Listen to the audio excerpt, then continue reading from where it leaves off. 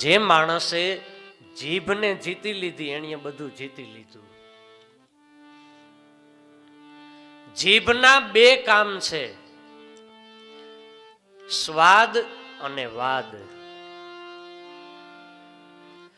જીભને સ્વાદના ચટાકા બહુ જોઈએ છે અને જીભ વાદમાં બહુ પડે છે. ડોંગરેજી મહારાજ કહેતા કે બહુ સ્વાદના ચટાકા ન રાખવા, બહુ સ્વાદમાં ન ફસાવવું અને બહુ વાદમાં પણ ન ફસાવવું. કોઈ બહુ વાદ વિવાદ કરે ને તો એની હારે પણ ખોટી માથાકૂટ ન કરવી. ઘણાને એવી આદત હોય, વાદ વિવાદ કરવા લાગે, આ આમ ન હોય આમ હોય, આમ ન હોય આમ હોય. કહેવાનું કે હા એમ હાલો, તમે કયો એમ. બહુ વાદમાં નહીં પડવાનું અને બહુ સ્વાદમાં નહીં પડવાનું. જીભ ઉપર કાબુ રાખવો.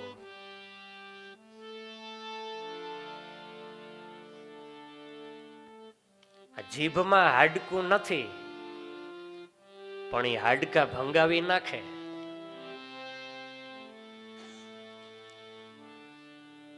એવા શબ્દ આપણે બોલીએ એટલે માર ખાવાનો વારો આવે. પણ જેણે પોતાની વાણી જીતી લીધી છે એટલે તો કીધું કે બહુ બોલ બોલ ન કરવું. આપણું વાણીનું તપ ઓછું થઈ જાય એટલે તો સંતો મહાપુરુષો મૌન રાખે, ઓછું બોલે. એ વાણીનું તપ છે.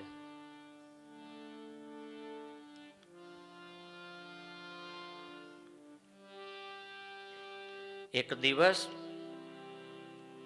32 દાંત જીભને દબાવવા લાગ્યા. હમ 32 તુમ એકલી, બસી હમારી માય, જરાસી કતર ખાઈ તો ફરિયાદ કહા લે જાય. અમે 32 છે, તું એકલી છે, સમજીને રેજે, નકર વચ્ચે લઈ લેશું ને તો મંડીશ તોતડું બોલવા. ત્યારે જીભે કીધું, તુમ 32, હમ એકલી, બસી તુમ્હારી માય, પણ જરાસી ટેડી બાત કરું તો 32 ગીર જાય. બોલીશ હું ને પડશો તમે, એટલે તમે હખણા રેજો.